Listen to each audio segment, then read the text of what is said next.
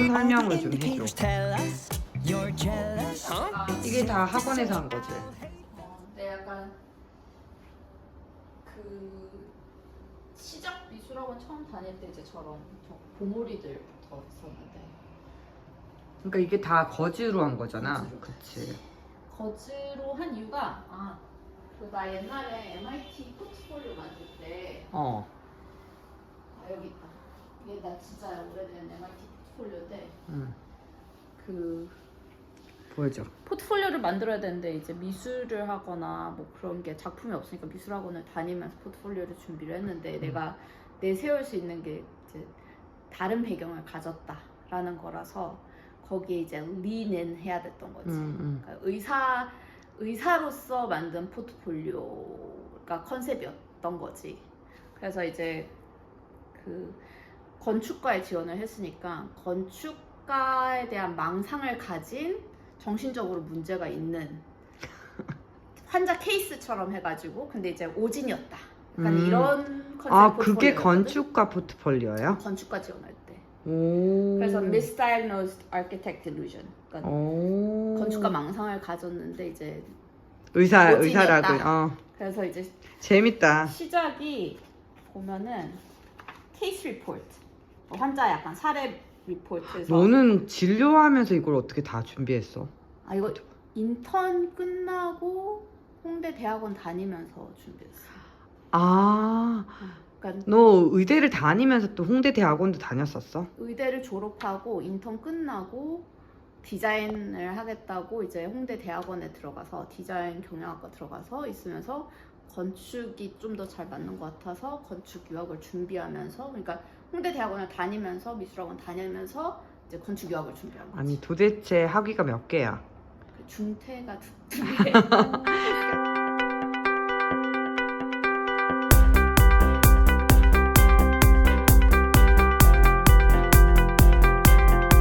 그러니까 MIT는 그래서 이제 홍대 끝나고 홍대 중퇴하고 MIT 건축과 가서 MIT 건축과 중퇴하고 그때 중퇴한 이유는? 리먼 브라더스가 터지면서 이제 환율이 1,600원까지 올라가면서 이제 부모님이 그만해라.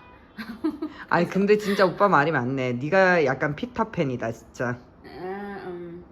피터팬. 아무튼 뭐 근데 건축가는 되게 고등학교 때부터 되게 되고 싶었고 그래서 다시 건축가를 지원을 할 때는만 해도 의식을 못했는데 그냥 결국 나는 디자인 안에서도 뭐 가구 디자인, 공간 디자인 이렇게 계속 그런 거에 끌려서 이제 가다 보니까 건축가 이제 지원을 하게 됐고 아무튼 포트폴리오는 그래서 이제 뭐 네 이야기네. 내 이야기지. 27세 여자인데 자꾸 자기 건축가라는 망상에 시달리는 어떤 여자의 케이스 리포트로 이제 해서 이제 여기가 이제 그 각 의심되는 질환들이 망상장애, 막 강박장애 막 이러면서 망상장애에 해당되는 작품들, 강박장애에 해당되는 나 작품 보고 싶어. 정신분열증에 해당되는 작품들 등등. 그러니까 네가 직접 또 작품도 만든 거야?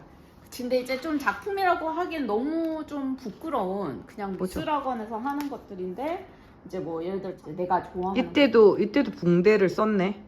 그치. 그래서 이제 결국 지금 미술학원 다니면서 사는 거즈가 이때 했던 것 중에 되게 좋았던 것들을 다시 약간 부활시킨. 그러니까 결국 내가 의사였기 때문에 거즈라든지 붕대 같은 소재들이 나한테 전혀 낯설지가 않으니까 나한테는 낯설지 않은 그런 소재들을 가지고 남들한테 이질적이겠지만 그래서 이런 것도 보면 이제 약간 석고 같은 것들 막 들어가 있고 그런 거를 이제 활용을 한 거지. 내 배경을 이제 활용해서 그래서 그때 했던 거즈 작품이 이건데 이게 강박장애 안에 있는 작품인데 결국에 이제 뭐 이러한 동일하게 생긴 거즈들을 가지고 정체성은 무엇인가 나의 정체성은 무엇인가 뭐 이런 것들에 대한 고민 이때 이제 거즈 했던 게 좋아서 이번에 미술학원 다닐 때는 거즈를 가지고 계속 해보자 해가지고 이제 거즈를 하게 된 거지. 지금은 이러면 문제될 것 같은데 이거 실제로 썼던 환자 수액에다가 다시 물감 넣어가지고 한 거야. 그래서 막 동동 간호사들이 수액 그거 가방 모아줬어. 학교 다닐 때 너 이렇게 그 미대 다닌다 그러고 이러면 사람들 반응이 어땠어? 인턴 때 내가 몰래 미술학원을 갔던 거는 같은데 인턴 끝나고 레지던트 안 하고 홍대 대학원 간다고 했을 때 좀 뭐 의아스러운 반응은 있긴 하지만 그냥 되게 뭐 반응이 다 좋지는 않았을 것 같은데 난 관심이 없었어. 남들이 어떻게 생각하는지. 뭐 혹자는 친구를 통해서 누군가는 지식의 사치라고 하면서 날 비난했다고 들었는데 그 사람이 누군지도 모르고 그냥 재밌는 표현이네라고 생각하고 그냥 지나갔지. 지식의 사치. 남들의 평을 별로 생각을 안 하는 스타일이구나, 네가. 그치, 왜냐면 별로 중요하지 않으니까. 내가 행복한 게 중요하니까, 그치? 그러니까 2년이나 됐나? 2년밖에 안 나. 2년 됐구나. 여기 온 지 2년 되자마자 이제 이동을 하는구나. 처음에 미국 올 때 너는 창업해야 된다고 생각했었어? 아니, 내가 1년 동안 할까 말까 고민을 되게 많이 했었어. 50대 50. 바로는 안 했지. 그리고 근데 남편은 언젠간 그만둔다는 생각이 있었고 나는 반신반의했고 근데 이제 갈수록 나 그만둔다 하는 그 경고의 빈도나 강도가 이제 높아져서 시간이 지나면서 그래 언제 곧 그만두겠구나라는 거를 인지를 이제 점점 하게 되긴 했지. 너네 집은 워낙 복잡해서 어쨌든 너부터가 처음에는 그러니까 아까 얘기했던 것처럼 의대를 갔지만 항상 다른 걸 하고 싶다는 꿈이 있었고 그게 대부분이 예술 쪽이었단 말이야. 그치? 건축 아니면은 뭐 아트 관련해서 그치? 시기에 따라 좀 달랐던 것 같아. 건축가를 갔다 오고 나서는 이게 함부로 다른 사람들이 그렇게 시간과 노력을 들여서 하는 분야에 그냥 내게 되게 쉽게 들어가서 다 할 수 있을 거라고 생각하는 게 되게 오산이고 되게 거만한 생각이구나라는 걸 이제 굉장히 크게 깨달았고 물론 이제 그때부터 온 인생을 바쳐서 했으면 했겠지만 일단 뭐 리먼 브라더스가 됐든 어찌 됐건 어른이 돼서 이제 중단을 하기로 결정을 했으면 내가 거기 이제 쉽게 나 할래 하고 다시 들어가기는 어렵겠다는 생각은 했지. 왜냐면 쉬운 길이 아니니까. 그거를 건축을 한다고 하거나 디자인을 한다고 했을 때는 정말 온 시간과 노력을 바쳐야지만 된다는 걸 알았으니까 그 이후의 페이즈에서는 뭐 물론 이제 로망은 있었지만 조금 다르게 접근을 했었지. 나중에 그냥 향유하는. 그치. 돈을 많이 벌어서 뭐 디벨로퍼가 되듯이 약간 건축주가 되고 싶다. 약간 이런 식으로 꿈을 좀 바꿨었지. 아니 근데 보통은 이제 뭐 한 방향으로 하다가 이렇게 좌절하거나 실패하면은 되게 사람들이 이렇게 다른 아무것도 못하고 있는 시기가 많은데 또 너는 다시 들어와서 또 자기 트랙으로 잘 갔단 말이야. 그래서 교수까지도 하고 의대를 싫어하는 그러니까 그 길이 내 길이 아니라고 생각하는 사람 치고는 또 적응도 되게 잘했어. 그러니까 그게 되게 이게 복잡한 이유가 인생의 페이즈마다 생각이 너무 바뀌었던 거지. 그러니까 인턴 때는 바로 내가 레지던트를 하면 안 됐었던 이유가 그때 그 마음으로는 레지던트가 돼도 굉장히 불행했을 거거든. 왜냐면 인턴 때는 의사는 나한테 직업일 뿐인데 왜 나한테 이렇게 많은 것들이 요구가 돼? 라고 생각을 하고 있는 게 되게 컸었었고 다시 레지던트를 시작을 했을 때는 물론 그때는 네 거 같아졌어. 그치, 시작할 때는 그런 거였어. 그냥 모든 걸 그냥 다 포기하고 성인으로서 내가 이 선택을 했으니까 그 내 선택에 충실하게 그냥 책임을 져야지. 그냥 이런 마음으로 시작을 했던 거고, 인구학과 시작할 때는. 근데 이제 하다 보니까 재밌어지는 부분 중에 이제 계속 하면서 생각들이 조금 바뀐 거지. 그리고 내가 이제 교수가 되기로 한 계기는 심정지후 환자를 보는 게 좋아서 교수가 된 거거든. 그러니까 레지던트를 하면서 응급의학과의 분야 중에 심정지가 일어나고 나서 다시 심장이 뛰는데 뇌에 손상이 온 환자들을 입원을 시키는 게 이제 응급의학과의 그 분야 중에 하나인데 거기에 이제 빠져가지고 어떤 점이 매력이었어?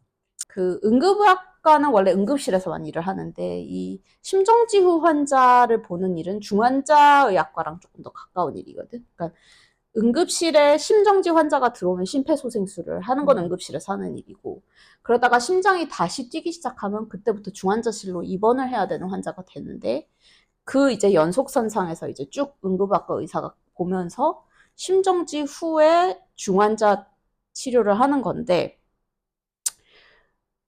2년차 때 약간 거기에 사실 되게 죽다 살아온 그치. 사람이잖아. 일반 사람들의 그치. 일반 사람들이 쉽게 하는 얘기로 맞아. 하면, 그치? 죽다 살아나서 다시 기회를 얻은 사람이고, 거기에 되게 드라마도 되게 많이 얽혀 있고, 그리고, 여전히 너무 중환자여서 삶과 죽음의 경계 안에서 잘하면 살릴 수 있고, 잘하면 잘못하면이 아니라 하늘의 뜻에 따라 살 수도 있고 살 수 없고도 결정이 되지만 또 내가 어떻게 하냐의 변수도 이제 같이 들어가면서 그 되게 매력적이었던 거지.